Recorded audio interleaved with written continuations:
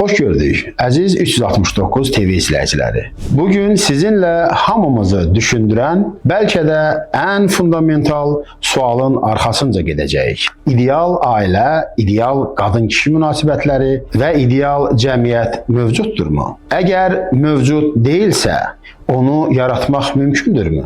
Ən inkişaf etmiş cəmiyyətlərə baxarkən Skandinav ölkələri, Niderland, Kanada, Yaponiya və s. kimi ölkələri nümunə göstərmək olar. Onlar bərabərlikdə, hüquqlarda, iqtisadi rifahda zirvədədirlər. Məntiq deyir ki, bərabərlik varsa harmoniyada olmalıdır. Amma burada böyük bir paradoks yaranır. Eyni zamanda bu ölkələrdə boşanma göstəriciləri çox yüksəkdir. Münasibətlər isə qeyri-sabit.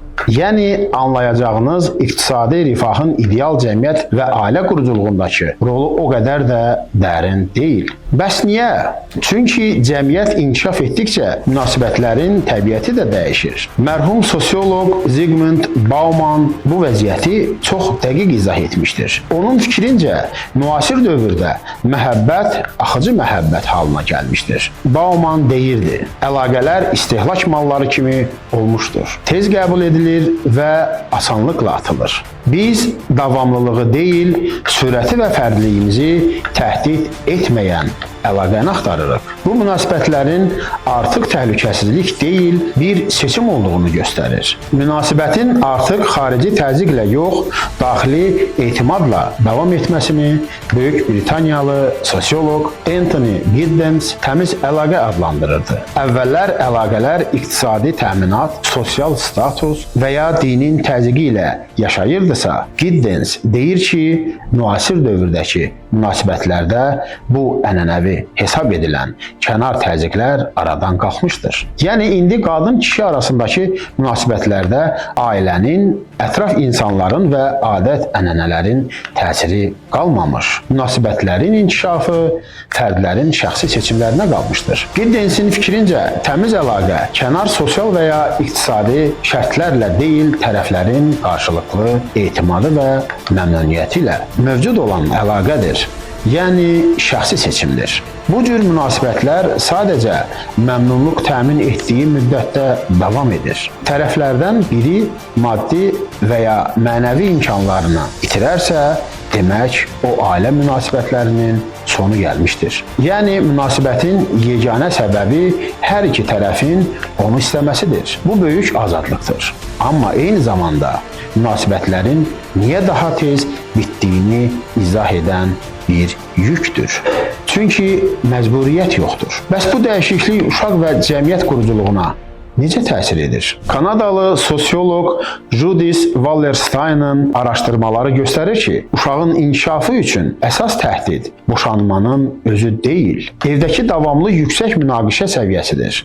Wallerstein uşaqların psixoloji rifahı üçün boşanma zamanı sülhün və valideynlər arasındakı işgüzar münasibətlərin qorunması mübahisəli, amma rəsmi bir evdə yaşamaqdan daha vacibdir. Bu bizi ikinci böyük dərsə gətirir. Mühüm olan ailənin forması deyil, onun funksiyasıdır. Gəlin bərabərliyin ən praktik təzahürünü görmək üçün İsveç və Norveçə baxaq. Burada bərabərlik sadəcə qadınların karyerası deyil, həm də kişilərin ailəyə inteqrasiyasıdır. Skandinaviya modeli bizə öyrədir ki, əsl inkişaf atalıq məzuniyyətinin icbari və uzun müddətli olması ilə başlayır. Kişilər uşaq böyütməkdə qadınlarla eyni dərəcədə məsuliyyət daşıyırlar. Nəticədə ev işləri və uşaq qayğısı bölüşüləndə evdəki güc balansı dəyişir. Bu cür münasibətlər artıq iqtisadi və ya sosial zərurət deyil, qarşılıqlı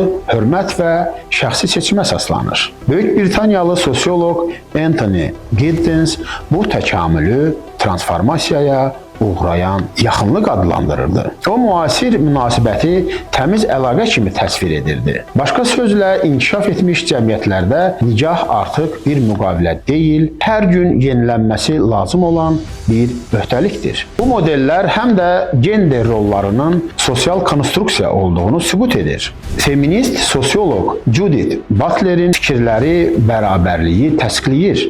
Butler gender rolları təbii deyil, sosial konstruksiyalardır. İnkişaf etmiş cəmiyyətlər bu rolları çökərək dağıdırlar. Bu da fərdlərə öz həyatlarını daha azad şəkildə qurmağa imkan verir. Bu bərabərliyin yalnız qadınları gücləndirmədiyini, həm də kişiləri ənənəvi təminatçı rolunun ağır yükündən azad etdiyini göstərir. Kişi də həyat yoldaşından öz emosional ehtiyaclarının qarşılanmasını gözləyir. Münasibətlər bir vaxtlar cəmiyyətin davamı üçün vacib idisə, bugün isə şəxsi psixoloji rifah üçün vacibdir. Bəs inkişaf etmiş cəmiyyətlərdən götürəcəyimiz ən böyük dərs nədir? O, fərdli azadlıq və ya ailə çevikliyi haqqındadır. Niderland və İsveçrə kimi ölkələr bizə göstərir ki, ailə forması daşlaşmış bir təsisat deyil. Birgə yaşayış, tək valideyn ailələri, eyni cinsli nikahlar, bunların hamısı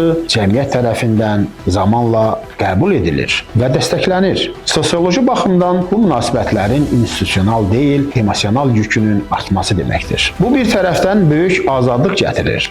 Digər tərəfdən isə böyük məsuliyyət. Çünki boşanma yüksəkdirsə, deməli partnyorlar bir-birini artıq məcburiyyətdən deyil, yalnız inkişaf və xoşbəxtlik gətirdiyi üçün seçirlər. Ancaq bir məqamı biz unuduruq. Evliliklərin qurulma prinsiplərini. Yəni, düzgün qurulmayan ailələrin sondakı ayrılıq nəticələri zaten öncədən bəlli olmasıdır. Yəni, saf və təmiz sevgiyə, ailə məsuliyyətinə, evlad sahibi olmaq və onları yetişdirmək, maddi və mənəvi imtiyazlarının olmasına, eləcə də digər ailə quruculuğu prinsiplərinə bələd olmadan qurulan ailələr sonda dağılaraq yarımçıq qalan insan həyatlarının xəbərçiləridirlər. Ailə quruculuğu o qədər də sadə və hər kəs üçün əlçatan deyil. Baxmayaraq ki, qanunvericilikdə bu kimi məhdudiyyətlər yoxdur. Ancaq ailə quruculuğu çox mürəkkəb mexanizmə və dərin bilgilərə əsaslanır. Məhz bu səbəbdən ailə və cəmiyyət quruculuğu sahələrində institutlar fəaliyyət göstərirlər. Ailələrin və cəmiyyətlərin hansı prinsiplərə əsaslanaraq qurulacağı təxminlərini insanlara aşılayırlar. Ancaq bizlər bugün ailə quruculuğunda, evladların tərbiyəsində nələrin şahid oluruq?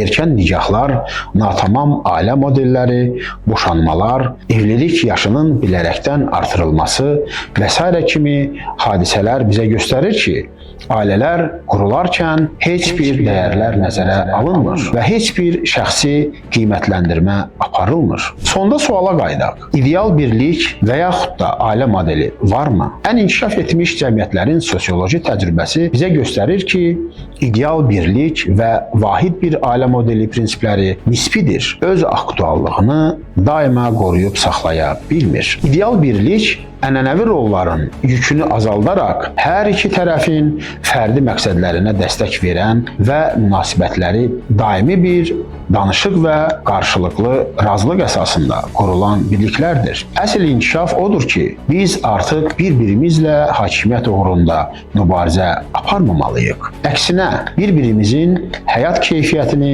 yüksəltməyə çalışmalıyıq. Ailənin gələcəyi bəlkə də bərabərliyin yükünü yox, faydasını dərk etməyimizdədir. Münasibətlərimizi və seçimlərimizi yenidən qiymətləndirməliyik. Bərabərliyi necə daxili dəyər halına gətirəcəyimizi düşünməliyik. Sağlam ailə uğurlu cəmiyyətin və uğurlu gələcəyin təminatçısıdır. Və sonda sizə onu demək istərdim ki, 369 TV-dən ayrılmayın. Gələn görüşlərədək. Əgər barəsində verilişlər çəkməyimizi istədiyiniz mövzular varsa, bizə yazın. Sağ olun, gələn görüşlərədək.